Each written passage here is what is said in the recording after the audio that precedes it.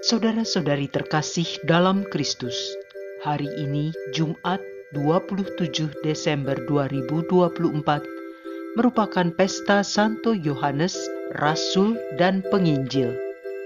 Bacaan dibawakan oleh Justina Kurniawati, Mazmur dilantunkan oleh Aloysius Dias Aditya, dan renungan ditulis oleh Katarina Sugiyarti. Selamat menekuni Sabda Allah. Mari kita semakin mengasihi, semakin peduli, semakin bersaksi.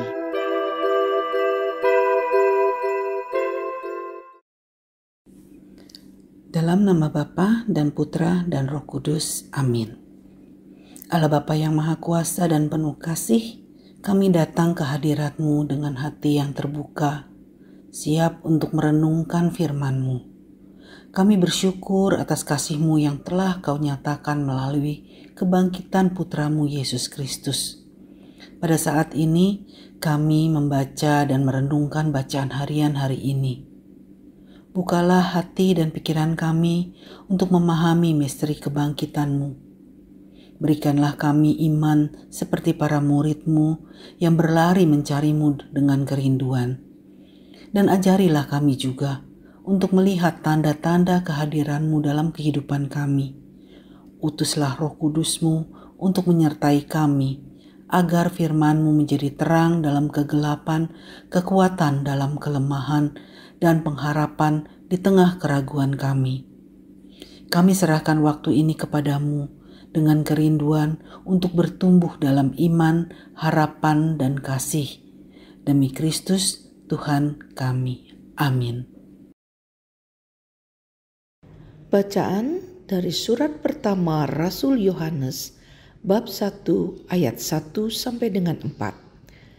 Saudara-saudara terkasih, apa yang telah ada sejak semula, yang telah kami dengar dan kami lihat dengan mata kami, yang telah kami saksikan dan kami raba dengan tangan kami, yakni firman hidup. Itulah yang kami tuliskan kepada kamu. Hidup telah dinyatakan dan kami telah melihatnya. Dan sekarang kami bersaksi serta memberitakan kepada kamu tentang hidup kekal yang ada bersama-sama dengan Bapa dan yang telah dinyatakan kepada kami. Apa yang telah kami lihat dan kami dengar itu, kami beritakan kepada kamu juga, supaya kamu pun beroleh persekutuan dengan kami. Dan persekutuan kami adalah persekutuan dengan Bapa dan dengan Anaknya, yakni Yesus Kristus. Semuanya ini kami tuliskan kepada kamu, supaya sukacita kami menjadi sempurna. Demikianlah sabda Tuhan.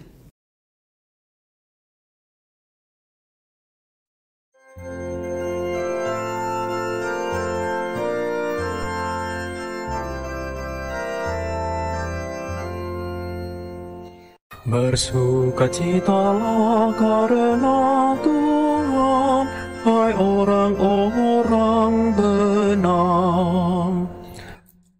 Tuhan adalah Raja, biarlah bumi bersorak-sorai, biarlah banyak pulau bersukacita. Awan dan kekelaman ada di sekelilingnya. Keadilan dan hukum adalah tumbuhan tatanya. Bersukacitalah karena Tuhan, hai orang-orang benar. Gunung-gunung luluh laksana lilin di hadapan Tuhan, di hadapan Tuhan semesta alam. Langit memberitakan keadilannya, dan segala bangsa melihat kemuliaannya. Bersukacitalah karena Tuhan, hai orang-orang benar. Terang sudah terbit bagi orang benar, dan sukacita bagi orang-orang yang tulus hati. Bersukacitalah karena Tuhan, hai orang-orang benar, dan nyanyikanlah syukur bagi nama-Nya yang kudus. Bersukacitalah karena Tuhan, hai orang-orang benar.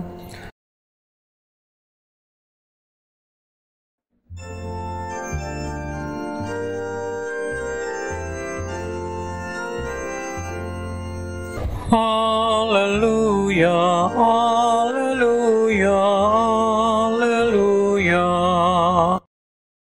Allah Tuhan kami, Engkau kami puji dan kami muliakan. Kepadamu paduan para rasul bersyukur. Haleluya, haleluya, haleluya. Inilah Injil suci menurut Yohanes bab 20 ayat 2 sampai dengan 8. Pada hari Minggu Paskah, setelah mendapati makam Yesus kosong, Maria Magdalena berlari-lari mendapatkan Simon Petrus dan murid yang lain yang dikasihi Yesus. Ia berkata kepada mereka, "Tuhan telah diambil orang dari kuburnya, dan kami tidak tahu di mana Ia diletakkan." Maka berangkatlah Petrus dan murid yang lain itu ke kubur. Keduanya berlari bersama-sama.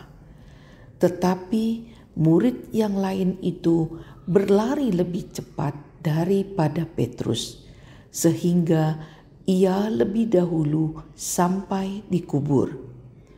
Ia menjenguk ke dalam dan melihat kain kafan terletak di tanah, tetapi ia tidak masuk ke dalam. Maka tibalah Simon menyusul dia dan masuk ke dalam kubur itu. Ia melihat kain kafan terletak di tanah, sedang kain pelu yang tadinya ada di kepala Yesus tidak terletak dekat kain kafan itu, tetapi agak di samping di tempat lain dan sudah tergulung. Maka masuklah juga murid yang lain yang lebih dahulu sampai di kubur itu, dan ia melihatnya dan percaya. Demikianlah sabda Tuhan.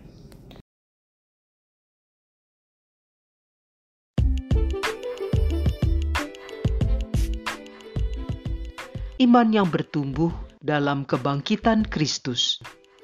Renungan dibawakan oleh Katarina Sugiyarti.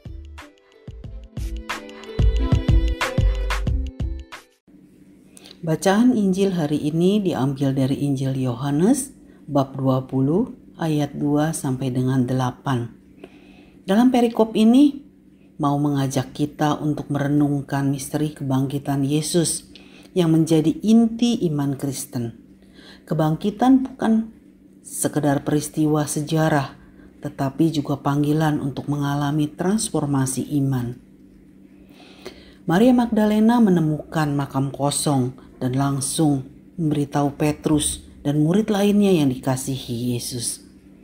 Kekosongan makam ini menggetarkan hati mereka. Dalam tradisi Katolik, hal ini mengajarkan kita bahwa kebingungan atau ketidakpastian adalah awal dari perjalanan iman.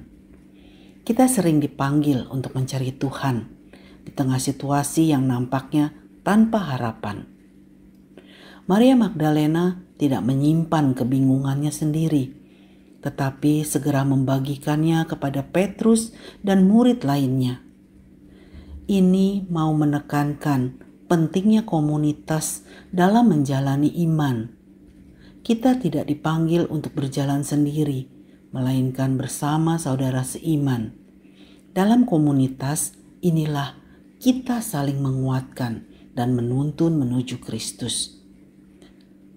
Saat Petrus melihat kain kafan dan kain penutup kepala yang terlipat rapi, dalam tradisi Katolik tanda-tanda ini melambangkan keteraturan ilahi dan kuasa Allah yang bekerja dalam kebangkitan.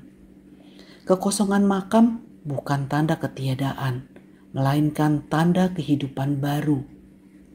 Kita diajak untuk merenungkan bagaimana Allah juga memberi tanda-tanda kebangkitan dalam hidup kita, baik melalui sakramen maupun pengalaman harian. Murid yang dikasihi Yesus setelah masuk ke makam melihat dan percaya. Gereja mengajarkan bahwa iman bukan hanya soal logika atau pemahaman penuh, tetapi tentang tanggapan hati terhadap karya Allah. Kebangkitan Kristus seringkali melampaui akal manusia, tetapi iman Katolik mengundang kita untuk mempercayai misteri ini sebagai dasar keselamatan kita. Kebangkitan Yesus adalah janji harapan bagi umat manusia. Dalam tradisi Katolik, peristiwa ini menguatkan keyakinan kita bahwa hidup tidak berakhir dengan kematian. Kita dipanggil untuk hidup sebagai saksi kebangkitan, terutama melalui kasih, pelayanan, dan pengharapan akan kehidupan kekal. Sebagai umat Katolik, bagaimana kita merespon kebingungan dan tanggapan dalam hidup? Apakah kita mendekati Tuhan dalam doa, sakramen, dan komunitas gereja? Apakah kita membuka mata iman untuk melihat tanda-tanda kebangkitan yang diberikan Allah setiap hari? Kita renungkan bersama. Marilah berdoa.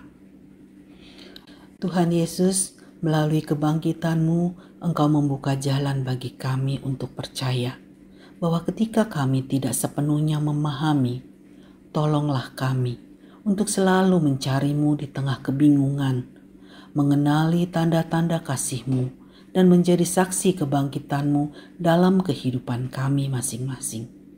Kami selalu belajar untuk setia kepada-Mu melalui sabda-sabda-Mu setiap hari, agar kami menemukan jalan kami masing-masing untuk menuju kepada Engkau. Kemuliaan kepada Bapa dan Putra dan Roh Kudus, seperti pada permulaan, sekarang, selalu, dan sepanjang segala abad. Amin. Dalam nama Bapa dan Putra dan Roh Kudus. Amin.